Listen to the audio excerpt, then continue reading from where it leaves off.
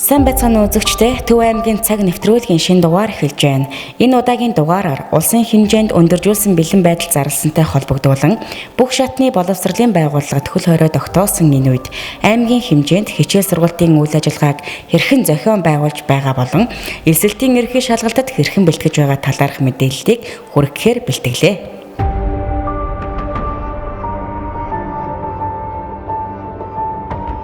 Дэлхийн нийтийг зочрож, цар тахлын хэмжээнд хүрээд буй COVID-19 вирусын улмаас улс орон даяар 20 цээрийн дэглэм тогтоож, хичээл сургалтын үйл ажиллагааг зогсоосон энэ үед сургалтын хөтөлбөрийн хэрэгжилтийг ханган ажиллах зорилгоор сурагчид, эцэг их, багш нарт зориулан захим хичээл Төв аймаг захим хуудсыг нээж, боловсрол соёл шинжлэх ухаан спортын яам болон аймгийн боловсрол соёл урлагийн газраас зохион байгуулж байгаа теле хичээлүүдийг байршуулан ажиллаж байна. За Төв аймгийн хэмжээнд өнөөдөр 31 ерөнхий боловсролын сургуульд 16537 сурагч суралцж байна. За энэ хичээлийн жил бол өөрийнхөө онцлог жил байна. Яагаад тэгэхээр энэ COVID-19 гэдэг энэ цар тахлын улмаас хичээл сургалтын үйл ажиллагаа бол танхимын үйл ажиллагаанууд зогссон. Үүнтэй холбоотойгоор бид хичээл сургалтыг захимаар явуулах ийм нөхцөл байдал үүссэн.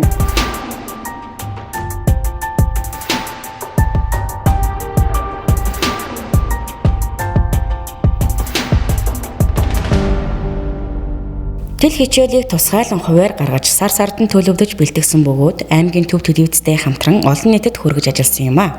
Тухайлбал 2 дугаар сард сургуулийн өмнөх боловсролын 8, ерөнхий боловсролын 75, нийт 83 багш 188 цагийн тэл хичээл бэлтгэснийг захим хичээл Төв аймаг сайтад байршуулснаар сургууль цэцэрлэгийн багш удирдах ажилтны 96.7%, сурагчдын 62.5% нь хамрагдсан бол 3 дугаар сард тэл хичээлийг үргэлжлүүлэн зохион байгуулж 10 судлагт туунаар 33 тэл хичээл бэлтгэн заасан байна.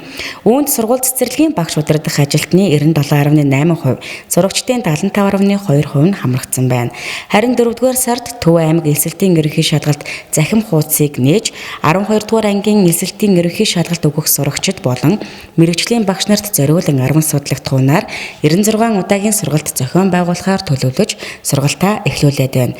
Элсэлтийн ерөнхий шалгалт өгөх нийт сурагчдын 95.9% нь энэхүү захим хуудсанд бүртгүүлж элсэлтийн ерөнхий шалгалтаа бэлтгэж байгаа юм а.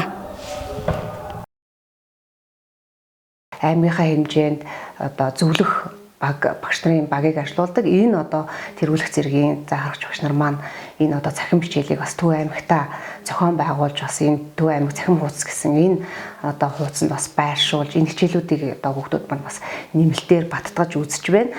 За энэ хөл хорой тогтоосон цаг үетэй холбоотойгоор манай багш нарын хувьд, эцэг эхчүүдийн хувьд, сурагчдын хувьд бол гэрээсээ онлайн захимаар суралцах ийм шинэ нөхцөл байдал үүссэн. Энтэй холбоотойгоор манай эцэг эхчүүдийн хувьд ч тэр багш нарын хувьд ч тэр удирдлагуудын хувьд ч гэсэн энэ захим техник технологиг ашиглах түүгээр дамжуулан хүүхдүүдтэй хичээл сургалтаа цаг хугацаа алдалгүй, хоцрогдол гаргахгүй хүргэх ийм шинэ нөхцөл байдал үүсэж байна. Энтэй холбоотойгоор манай багш нар бол бас суралцж байна.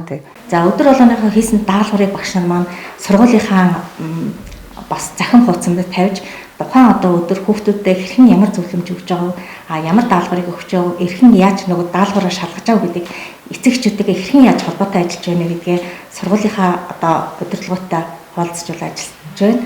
За 7 хоногийн төгсгөлд бол багш нар маань тухайн 7 хоногт хэдэн хүүхэд захим хичээлийг үзв, багшийн өгсөн даалгаврыг хэдэн хүүхэд хийв гэдгээ тайлангаа захимаар сургуулийн удирдлагууд бол өгсөөр ирлээ. Хөл хоройны хавцад хүүхдүүд маань захим хичээлийг хийхдээ өөрсдөө итэг зүтгэлтэй ээж аавд маань харилцан ойлголцоод хүүхдүүдэд тусалж дэмжих тал бол маш сайн байгаа гэж үзэж байна.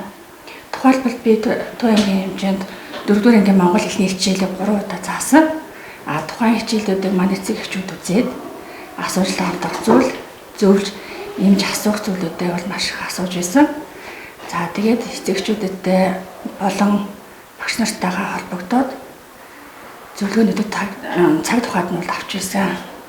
За манайгийн хувьд бол манай 4-р анги 39 хүүхэдтэй. Тэгээд ер нь бол өдөрт нь захим хичээлдээ улсын телевизийн хичээлээ үзчихээд за тэгээ багшаа тэл хичээлээ үзчихлээ. Нэмэлт даалгавар авъя гэх хүүхдүүд маань холбогддог. За ингээ нэмэлт даалгавруудыг болохоор би телевизийн хичээлийг тавьдснаас хойш нэг цаг 30 минут араас тавьдаг байхгүй. Тэгэхээр хүүхдүүд маань тухайн даалгавраа хийгээд орой ээж аваатайгаа зөвлөлтөөд ээж аваад маань хянаад тэгээд өөрсдөө бол илгээдэг. Ингээ илгээснийхаа өвчнөд болохоор ээж аваад маань хүүхдүүдэд ойлгох чадвар, хүүхдүүдтэй харилцах маш ойртож байна. Бид нар бол багын багш харилцааг үнэлдэг байсан юм байна. Багын багш гэдэг чинь ямар хүнд, ямар чухал мэрэгчлэл юм бэ гэдгийг бол айгүй их мэдэрч байна гэж ярьж байгаа. Тэл хичээлүүдээ бол яг цаг тухайд нь үзээд тэг яг мэдгүй ингээ ойлгоогүй хагас дүүлсэн юмнуудаа юунишнээс яг видео сангаас нөхөд үзчихдэг байгаа. Тэр нь бол илүү ингээд бэлдэж хаад яг илүү амар юм шиг санагддаг. Багш нар бол яг ингээд 7 хоног бүрийн яг тухайн яг цаг тогтсон цагтаа яг сорил явуулаад тэр шалгалтыг яг хийж онлайнаар ингээд шалгуулж багшаасаа заавар зөвлөгөө авч хийдэг.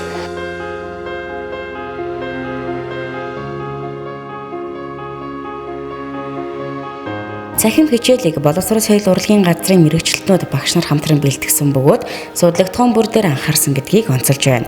Иймд багш нарын бэлтгэн хүргэж байгаа хичээлийг хийхэд эцэг эхчүүдийн зүгээс хүүхдүүдтэй дэмжлэг үзүүлж хамтран хичээллэх нь чухал юм.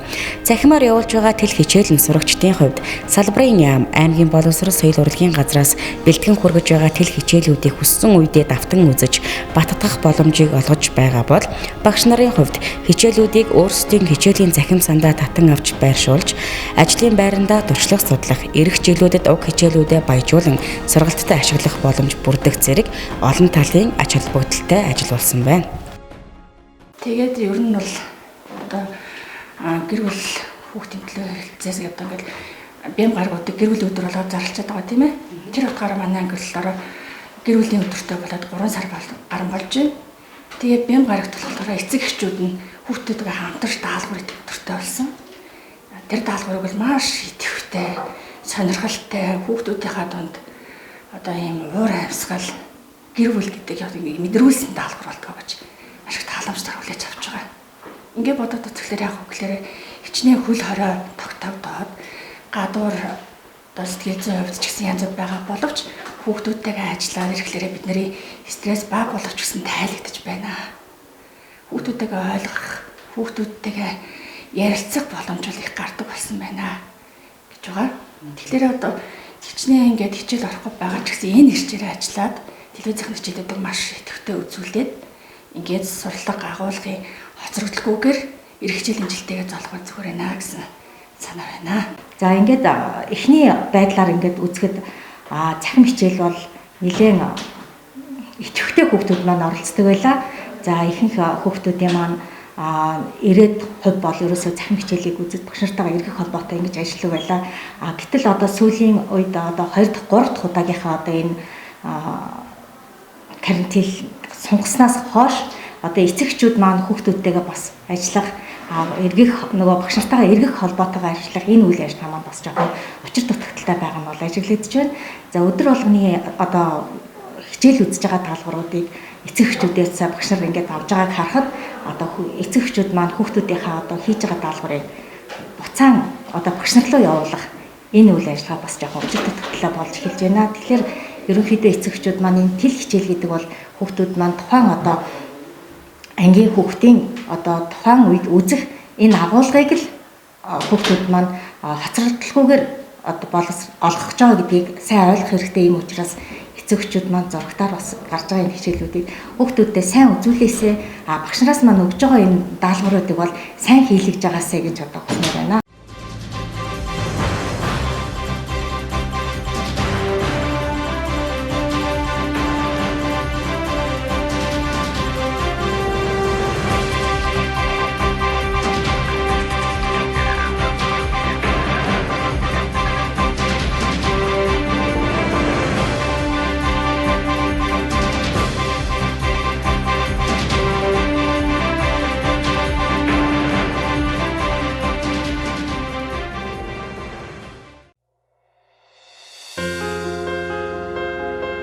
2020-с 2021 оны элсэлтийн ерөнхий шалгалтын захин бүртгэл 4-р сарын 15-ны өдөр хаагдсан. Аймгийн хэмжээнд 796 шалгуулагч хамрагдахаар бүртгүүлсэний 704 нь өдрийн ангийн сурагч, 13 нь дүйцсэн ичнээ ангийнх бол 79 сурагч өмнөх төгсөлтийнх юм. Элсэлтийн ерөнхий шалгалттай холбогдуулан аймгийн засаг даргын хамгийн газрын нийгмийн бодлогын хэлтээс боловсрол соёл урлагийн газраас 17 сум, 12 жилийн сургалттай 20 сургуулийн багш удирдлагуудтай 2 удаа, боловсрол соёл урлагийн газраас 9 жилийн сургалттай 10 сургуультай 2 удаа захим хурлыг зохион байгуулж ажилласан.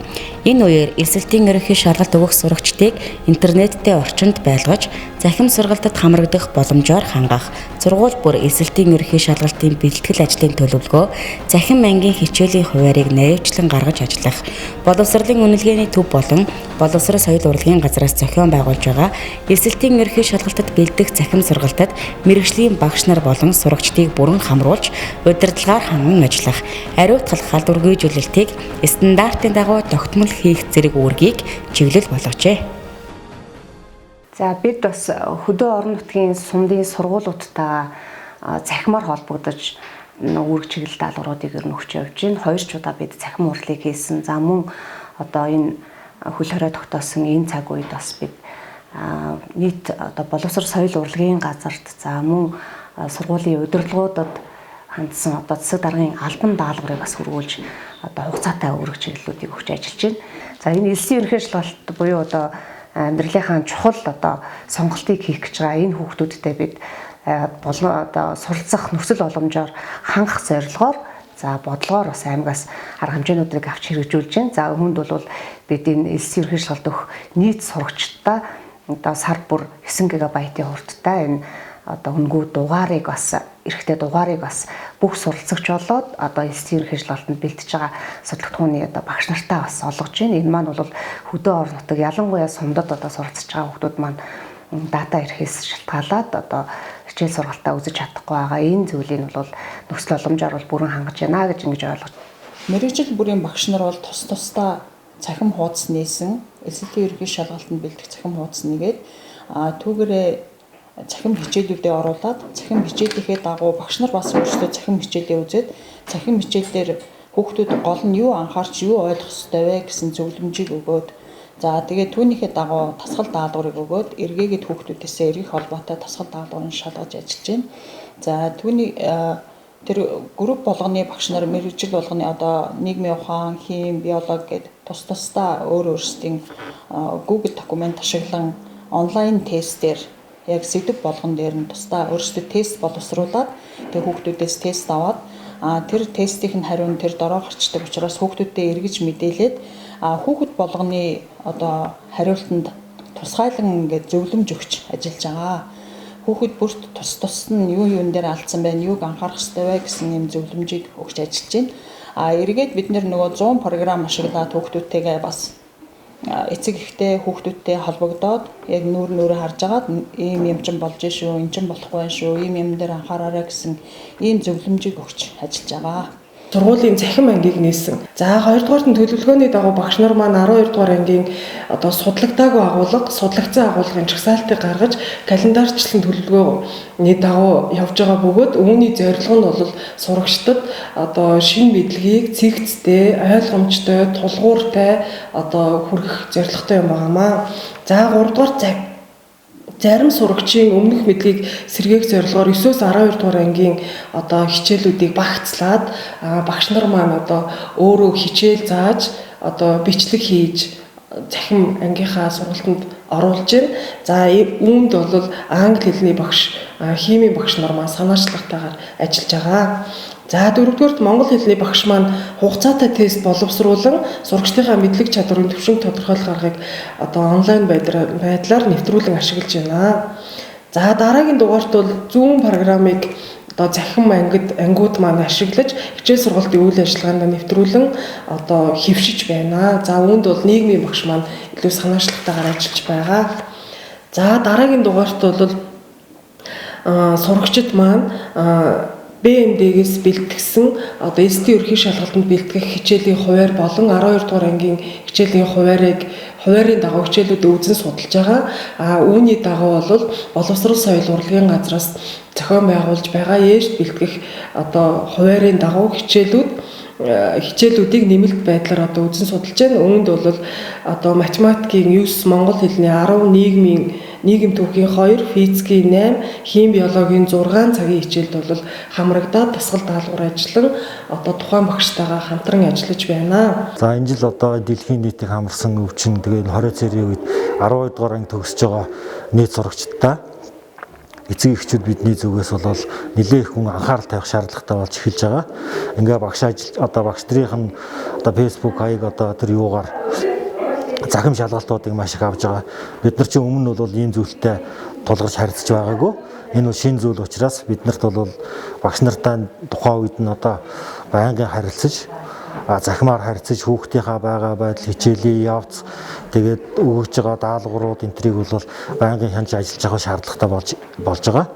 Тэгээ энэ дээр бол 12 дугаар анги төгсөж байгаа хүүхдтэй эцэг эхчүүд бидний хувьд бол өмнөх жилүүдийнхээс шал өөр нөхцөл байдал үүсэж байгаа учраас бүгдээрээ тэр хүүхдүүдийнхаа багш нартай захимаар харилцах, өгж байгаа тэр эзэдийн шалгалтуудын материалуудтай танилцах гэх мэтлэн урд өмнө гаргаж байгаагүй тийм үйлдэлүүд бид нар хийж байгаа учраас шинэ байгаа.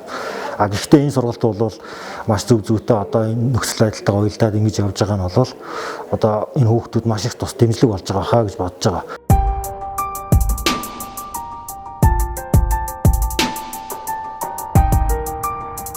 Аймгийн боловсрол соёл урлагийн газраас эсэлтийн эрхийг шалгалтад бэлтгэх тусгай төлөвлөгөөг баталж хэрэгжүүлэн ажиллаж байна. Уг төлөвлөгөөнд тусгасны дагуу эсэлтийн эрхийг шалгалтын захим сорилыг зохион байгуулсан бөгөөд захим сорилд нийт төгсөгчдийн 92.9% нь хамрагдсан байна.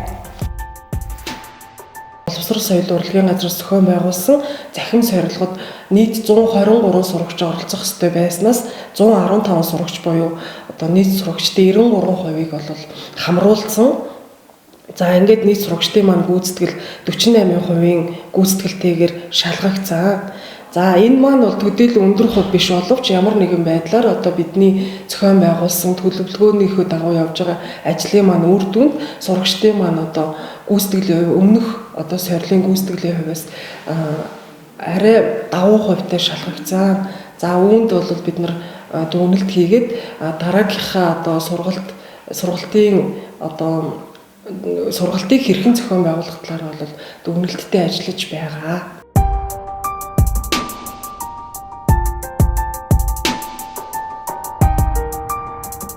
Монгол улсын засгийн газар улсын онцгой комиссоос өндөржүүлсэн бэлэн байдал зарлаж, танхимын хичээл сургалтыг 2020 оны 9-р сарын 1-ний өдөр хүртэл зогсоохоор шийдвэрлсэн. Энэхүү нөхцөл байдалтай холбогдуулан сурагчид хичээлээ захим хэлбэрээр үзэж байгаа. Үүнийг дагаад авслагдсан сумдын сурагчид телевизийн сувгаар гарч буй хичээлээ үзэж амжаагүй, нөхөж үзэх боломжгүй, интернетэд холбогдох боломжгүй зэрэг асуудал үүсэж байна. Үүнтэй холбогдуулан аймгийн засаг даргаас Mobicom корпорацтай хамтран элсэлтийн ерхий шалгалтын бэлтгэл хангах зорилгоор 20 сумын 920 багш сурагчдад зориулан 11 сарын турш сар бүр 9 ГБ дата эрэхтэй дугаарыг үн төлбөргүй олгох ажлыг зохион байгуулж байна. Уг ажлын эхлэл болгож аймгийн засаг даргаас 726 сурагчийн шинэ дугаарт 501-жээр эхний цэнэглэлтийг хийж өгсөн юм а. Сурагчид маань захим тэл хичээлээ үзэж байгаа. Эсдэрхий шалгалтын бэлтгэл хангах зорилгоор 20 сумын 726 сурагч, 194 багш нийт 920 багш сурагчдад Mobicom-ийн сар бүр 11 сарын хугацаанд сар бүр 9 ГБ-ийн дата эрэхтэй дата дугаарыг олгож байгаа. Сурагчдын эхний удаагийн нэг удаагийн цэнэглэлтийг аймгийн засаг даргын зүгээс санхүүжилтийн шийдвэрлээд олгож байгаамаа. За шинэ дугаараа эрхийг үүсгэх асуудлыг бол сумдад гэрээд борлуулагчдаар нь дамжуулаад чирэгдэл үүсэхгүйгээр нэгдсэн байдлаар олгох зохицуултыг бол аймгийн хэмжээнд шинээр хийж байна. Хөдөө орон нутгийн тэнд дата багцаас ахуулаад хүндрэлж явах байсан саяхнаас 9 ГБ дататай үнэгүй ашиглах тийм дугааруудыг харааж өгсөн байгаа. Энэ нь бол сурагчдад бол маш их үр дүнгээ өгж байгаа гэж бид бол үзэж байгаа. Үүнийхээ хүчээр бол энэ хүүхдүүд нь цаг тухайдаа багш нарыгаа өгсөн даалгаврыг хийх боломжтой, өөрөө өөрсдөө дайчилж чадвал ерөнхийдөө бол танхимын сургалтаас нэг ялгархгүйгээр өөрсдөө дайчлаад ажиллаад авах боломжтой юм а гэж бид бол харж байгаа. Ингээд нөгөө багштайгаа болохоор 3 сараас хойш эхлээд групп нэгээд тэгээд тэр групптэй болохоор багш даалгавраа чиглэлээ өгчдөг. Тэгээд бид нэр тэр даалгавраа буцаагаад багш руугаа шалгалтаар явуулцдаг. Тэдэнд багш яг тэдэн цагаас яг даалгавраа өгөөрэй гэд тэгэнгүүт тэр цагт нь багтаагаад явуулдаг. Тэгээд багшаагаа ингээд өөрийн даалгаврыг бас явуулдаг. Тэгээд энэнийхээ хажуугаар ТV хичээлүүдээ үздэг. Тэгээд телевизийн хичээлүүдээ болохоор нөгөө контентоос үздэг. Тэгээд бас нөгөө Төв аймгийн нөгөө нэг цахим хичээлийн групп гээд тэр группээс бас тэмдэглэл хичээлүүдээ үздэг байгаа. Мөн нөгөө боловсролын үнэлгээний төвийн пэйж хуудаснаа 7 хоногт нэг удаа лайв хичээл явуудаг. Тэрийг бас мөн тэмдэглэж үздэг байгаа. Тэгээ контентоос мөн одоо өмнө жилийн мэдгүй 8-9 ангийн номноос эргэж харах мэдлэг болон баяжуулах байдаг. Тэгээд нэмэлтээр гэвэл би нөгөө онлайн сургалтанд явж байгаа. Тэр сургалт маань 4 сарын 5-наас эхэлсэн. Тэгээд нэг өдөр алгасаад хичээл нь ордог. Алгасан өдрөө болохоор даалгавраа явуулдаг.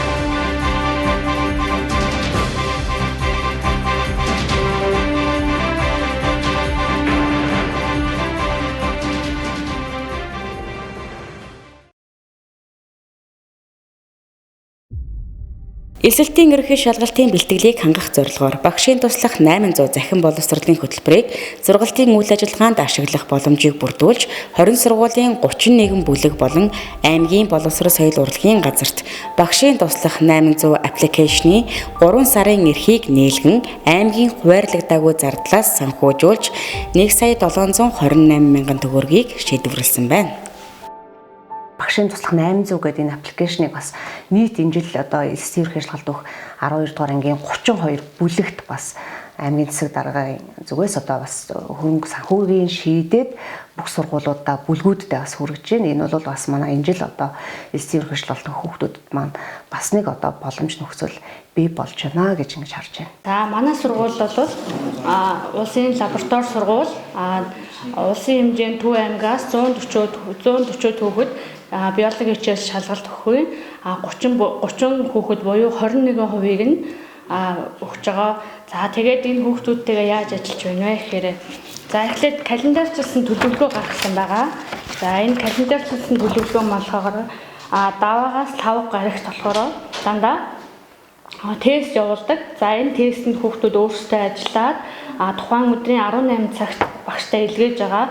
За энэ илгээх хугацаанд тухайн агуулгын онол сурах хүчийн хэдээс хэдвэр хуудсан дээр хаана байсан бэ гэдэг мөн адил хамт хүргэж байгаа. За пүрэв гарагт нь болохоор дандаа онлайн шалгалт авдаг. Google Drive программыг ашиглаж хүүхдүүдээс онлайн шалгалт авдаг байгаа. За баасан гарагт болохоор тухайн 7 хоногт тэл хичээлүүдийг бүгдийг хамтдаад багштай тухайн тэмдэглэлээ явуулдаг байгаа. Хагас бүтэн сайн буюу бям болон ням гаригуудад онлайн хичээлүүд явдаг байгаа. За тэгээд хүүхдүүдэд хэрхэн дүгнэж байна вэ гэхээр за тухайн хүүхдүүдийн овог нэр утасны дугаарыг тэмдэглээд тухайн хүүхдүүд маань хэрхэн даалгавар гүйцэтгэж байгаа гэсэн тэмдэглэгээ хийж явцын тэмдэглэл хийж явж байгаа. За энэ явцын тэмдэглэл бол тухайн хүүхэд 12 дугаар анги төгсгөд ямар дүнтэй гарах, урд нь ямар дүнтэй байсан энэтэйгээ мөн адил харьцуулагдаад гарна гэсэн ойлголттой байгаа. За энэ шараар тэмдэглэл нь болохоор хугацаа хоцорж ирүүлсэн тухайн хүүхэд даалгаврыг хоцорж ирүүлсэн. За ногооноор тэмдэглэгдсэн болохоор тухайн хүүхэд яг цагийн ямиг цагт нь хийгээд явуулсан. За хэрвээ тухайн хүүхэд яг тэр үед хичээлдээ даалгаврыг хийж амжаагүй байвал тэрийг яг дараа нь нөхөж үзүүлэх боломжтой гэсэн ийм төлөвлөгөөний дагуу явагдаж байна. Ер нь бол эсэлтийн ерөнхий шалгалтанд бэлтгэж байгаа нийт сурагчдын хувьд болохоор үндсэндээ бол одоо заавал судлах, сонгон судлах агуулгыг заавал нөхөж үзэх шаардлагатай учраас улсын хэмжээнд заагдж байгаа тэр онлайн хичээлүүд болон Төв аймгийн хэмжээнд заагдж байгаа цахим хичээлүүдийн агуулгыг заавал судлах, сонгон судлах агуулгатайгаа зэрэгцүүлээд тэгээд хоцрогдсон агуулгыг багш өөрөө бас тусад нь хичээл бэлтгэж одоо групптэй оруулах маягаар бас давхар явж байна. Ер нь бол манай 4-р сургуулийн хувьд болохоор одоо сараар нь 12 дугаар ангийн эсэлтийн ерөнхийлөлтөнд бэлдэж байгаа хүүхдүүдтэйгээ хэрхэн ажиллах вэ гэсэн тусгай төлөвлөгөө гаргаад түүнийхээ дагуу ажиллаж явдаг байгаа. Үүнтэй холбоотойгоор хим биологийн хичээл бол жишээлх юм бол одоо 3 дахь өдрөөс бусад өдрүүдэд тэгээ ялангуяа 2 дахь өдөр, 4 дахь өдөр хоёр бол яг хим биологийн хичээлүүд дээр төлхөө ажилладаг хуваарьтай байгаа. Яг энэ тухайн өдрөө болохоор зэрэг улсын хэмжээнд заагдж байгаа болон Төв аймгийн хэмжээнд заагдж байгаа агуулгуудаас зөрүүлээд хоцрогдоод байгаа агуулгыг багш өөрөө зааж бэлтгээд түүнийгээ буцаагаад оруулаад хүүхдүүд рүүгээ ширлж өгөөд хүүхдүүд маань даалгавраа хийж буцаж эргэх холбоотойгоор ажиллаж явж байгаа. За үүнээс гадна бол ерөнхийдөө бол бас тодорхой цаг зааж өгч байгаа. Бид нар 10-аас 11 цаг үед бол бид нар хичээлээ оруулж ширлээд буцаагаад даалгаврыг бол одоо 16-аас 17 цагийн хооронд буцаагаад даалгавраа авах маягтай ингэж тодорхой тогтсон цагт хамтарч ажиллаж байна. Төлөвлөгөөний дагуу. За үүнээс гадна бас ер нь бол нөгөө улсын хэмжээнд энэ хөл хориотой холбоотойгоор маш олон онлайн сургалтууд, цахим сургалтууд маш их явагдаж байгаа. Үүнд бол хүүхдүүд цахим биологи, цахим хим гэсэн сайтуудаар дамжуулаад онлайн сорилт хамрагдах, онлайн сургалтуудад хамрагдах гэсэн ийм маягаар бас бэлтгэгдэж байна. Хамгийн гол нь багш хамтарч мэрэгжлийн багшлаа хоорондоо хамтарч энэ хичээлийг одоо зохион байгуулж явуулж байлаа. За хүүхдүүд юун дээр анхаарах хэрэгтэй вэ? Нэгдүгээрт хүн аливаа даалгаврыг хийхдээ асуултаар эхэлдэг. Асуулт гэж юу юм бэ гэдэг. Жишээлбэл та бүхэнд нэг жишг даалгавар хэлье. Үндсэн хуулийг хэн хамгаалдаг вэ? За тэгэхээр өгдөл нь бол улсын хурл уу, үндсэн хуулийн зэц үү, шүүх үү, улсын дээд шүүх үү, эсвэл ерөнхийлөгч үү гэсэн асуудал таамаг бий болно. Тэгэхээр энд юу гэвэл энэ асуулт нь хариулахын тулд хүүхэд яах нь онлайн мэдлэг заашгүй хэрэгтэй. Үндсэн хуулийн зэц. Үндсэн хуулийн зэц бол үндсэн хуулийн суурь яах нь үндсэн хуулийг хамгаалдаг ийм одоо байгууллага гэх жишээтэй. Хоёрдугаарт хүүхдүүд маань тухайн даалгаврыг ажиллахдаа ижил төстэй даалгавруудыг харах ёстой. Яагаад ижил төстэй даалгаврууд гэвэл хоорондоо төстэй. Энэ юу вэ? Лог гэдэг хичээлтэй холбоотой учраас энэ дээр сайн анхаараарай гэж хэлэх гэж. За 3 дугаарт хүүхдүүд маань сэтгэл зүйн бэлтгэл маш чухал. Яагаад сэтгэл зүйн бэлтгэл чухал вэ гэвэл энд эцэг их маш их нөлөөлдөг. Яагаад нөлөөлдөг вэ гэвэл хүүхэд их 50 бус цаг минутаа оролдож байгаахаар гэртээ байгаа тодорхой анхаарлыг сарниулсан тохиолдолд хүүхэд тэр даалгаврыг гүйцэтгэх хэцүү байдаг. Багшаа та миний даалгаврыг авсан уу гэд утсаар ярьж хат цаана ээж аавын дуу хашигдсан дуу харагдаж хахад жоохон сэтгэл зүйн үед энэ хүүхэд сандралтай байжээ гэж дүгнэгдэхэр болж байгаа. Тэгэхээр эцэг эхийн оролцоо энд бас чухал.